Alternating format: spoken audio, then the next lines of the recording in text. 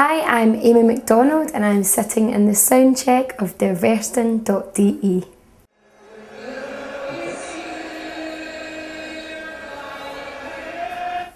Yeah, that's me singing the Scottish National Anthem at Hampden Park, and it's one of the most amazing things I've ever done.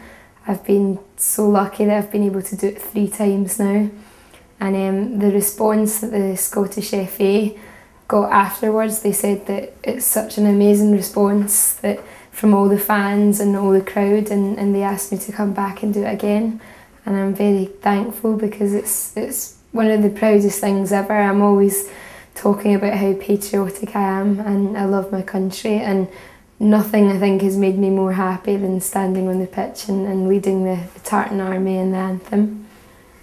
What does being Scottish mean to you? What do you connect with Scotland? Everything. I mean, Scotland's just a great country. There's so many amazing cities and there's such amazing scenery, and we have such a kind of broad and vast history, and I'm just really proud of it. I think that it's such a great country and there's so many things we can be proud of, and as Scottish people we just always get behind our country. Like the football team, they might never really achieve that much or they might not ever perform that well, but everyone will still be there cheering them on, and they can turn it on, and I think that having the support of that crowd always kind of makes a difference. But it's just something I'm very passionate about. I've always been very patriotic.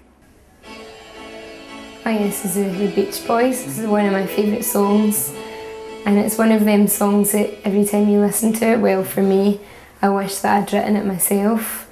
The Beach Boys have so many amazing songs, and I was lucky enough to see Brian Wilson perform again at Tea in the Park, and it was just such an amazing moment. It was the first and only time I've ever been to a gig in which the audience just did not stop clapping the whole way through. Even when he would try and speak, we were just cheering so loudly, and he just looked totally moved. And the great thing was that the stage that he was playing on was actually named after the band, so that stage is for the past whatever 5 years it's been called the Pet Sounds Arena, and it's brilliant, and it was just amazing to see him in that setting. Yep, I know that one too. That's Travis, Why Does It Always Rain On Me?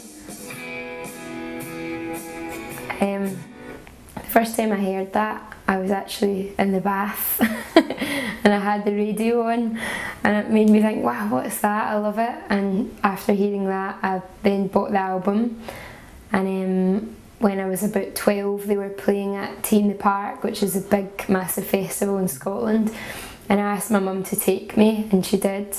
And I remember just standing and watching their set and thinking, oh, amazing, I want to play guitar. And it was after that that I started to teach myself guitar and started to write songs, so probably without that I might not be doing this right now. Travis is, or they play rather depressive music, and how did that come to you as a 12-year-old? I wouldn't say their music is depressing at all, no. I mean, I loved that album, The Man Who, and it always made me feel happy, and it reminds me of good points in my life and very happy memories. And I mean, it's just simple, such simple songs, but just so catchy and that have so much meaning, and they're not trying to be anything that they're not, they're just there, simple songs, and they sound great. See, this doesn't mean much to me because this is Baby Shambles, and I was never really a fan of Baby Shambles, if I'm honest. I much prefer the Libertines. That's the band that I liked, and I was passionate about that, and I have so many happy memories of going out with friends and dancing to the Libertines and all that, but I was never really much a fan of Baby Shambles. This is the Kinks. Recently I done a duet with Ray Davies of the Kinks, and it was a track called Dead End Street, and he got in touch basically. He said that he was making this album and that he'd love it if I would be involved, and it's amazing because he's one of the best songwriters that Britain's ever produced, and to be asked by him to sing one of his songs with him was a huge privilege. What do you think makes him one of the best British He's just got songwriters? so many. Even one of the best songwriters in the world, I think, because there's so many amazing songs that he's written, and they're so true to life. They're so true about what was going on at that time, and I think it just so many people can connect with his music.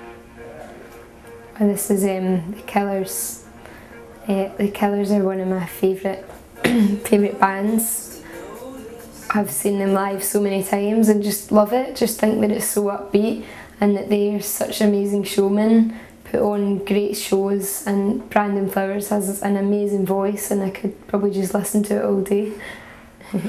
The music you like seems to be a lot different from the music you make. How come?